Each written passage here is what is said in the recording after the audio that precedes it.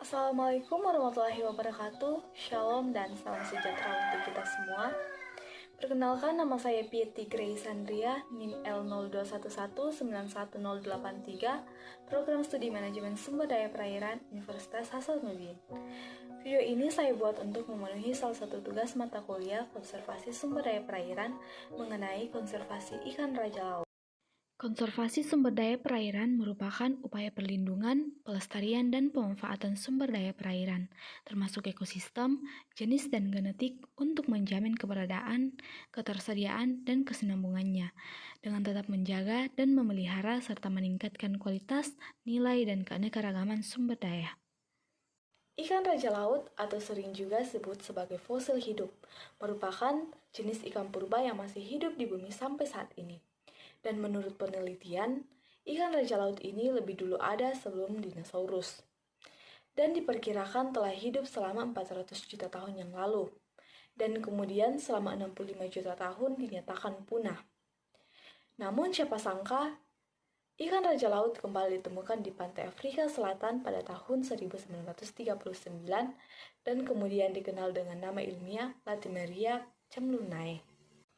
Dan selama 60 tahun lamanya, pantai Afrika ini menjadi satu-satunya perhatian dunia untuk penelitian ikan raja laut. Dan sampai saat ini diketahui, ikan raja laut ini tersebar di beberapa negara seperti Kenya, Tanzania, Komoro, Madagaskar, dan Afrika Selatan. Sejak tahun 1998, fenomena tentang pantai Afrika yang menjadi satu-satunya tempat distribusi ikan raja laut mengalami perubahan. Karena ikan raja laut kembali ditemukan di Indonesia di perairan Manado Tua, Sulawesi Utara.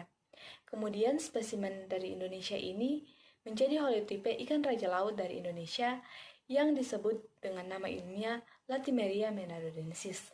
Dan beberapa tahun terakhir, ikan raja laut kembali lagi ditemukan di perairan Raja Ampat, Papua. Ikan raja laut memiliki bentuk tubuh yang khas dan dapat dibedakan dari jenis ikan lainnya. Bentuk sisik berbeda di setiap bagian tubuhnya. Ukuran sisik juga berbeda di setiap bagian tubuh. Terdapat kecenderungan penurunan ukuran sisik dari tubuh bagian depan ke tubuh bagian belakang. Melanophore banyak terkonsentrasi pada bagian atas tubuh daripada bagian perut. Sirip lobus punggung, daerah dubur, dan sirip lobus anus memiliki berbagai bentuk, walaupun pada bagian tubuh yang sama. Habitat ikan raja laut berada pada kedalaman 700 meter di bawah permukaan laut dengan suhu maksimal 18 derajat Celcius dan berada pada jerat batu di perairan dalam serta ditemukan pada gua karbonat. Ternyata ikan raja laut terdapat sebanyak 120 spesies namun telah dinyatakan punah dan hanya ditemukan fosilnya saja. Dan sampai saat ini yang diketahui hanya terdapat 2 spesies yaitu Latimeria menadodensis dan Latimeria camlunae. Dan diperkirakan ikan raja laut dapat hidup sekitar 60 tahun lamanya. Ikan raja laut tidak hanya tertangkap dengan pancing ulur tetapi juga dengan pukat harimau dan jaring insang. Di samping itu, di beberapa daerah-daerah terpencil dan sulit untuk dijangkau, masih ada upaya-upaya penangkapan ikan dengan menggunakan bahan peledak dan bahan kimia. Semua ini merupakan ancaman bagi kehidupan ikan raja laut. Mengapa ikan raja laut harus dikonservasi? Karena berdasarkan kehidupan karakteristik, sejarah ikan raja laut menunjukkan kerentanan tinggi terhadap risiko demografis. Karena produksi, pertumbuhan, dan produktivitas yang rendah, struktur ruang yang terfragmentasi dan konektivitas, serta keanekaragaman yang rendah. Ditambah dengan ancaman habitat yang sedang berlangsung dan diproyeksikan degradasi pemanfaatan yang berlebihan. Dan ancaman pemanfaatan di masa depan melalui publik tampilan dan perdagangan ikan unik. Faktor alam atau buatan lainnya seperti iklim perubahan merupakan suatu resiko demografis dan ancaman terhadap spesies dapat berdampak secara keseluruhan terhadap kerentanan dan ketahanan spesies. Ikan raja laut berkembang biak sangat lama dan kematangan yang terlambat yaitu 1-3 tahun membuat ikan raja laut sangat rentan terhadap ancaman kepunahan. Semua populasi ikan raja laut menunjukkan karakteristik umum keanekaragaman yang rendah.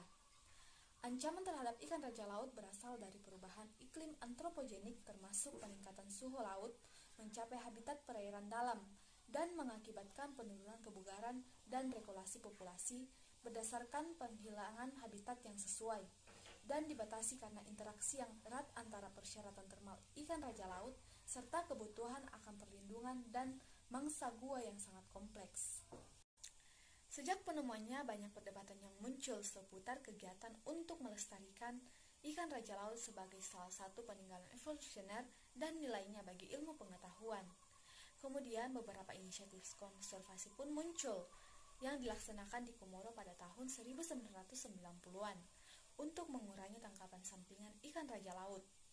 Misalnya, rumpun dipasang untuk mendorong penangkapan ikan pelagis dan mengurangi tekanan pada ikan raja laut dengan penangkapan ikan menggunakan pancing di daerah pantai.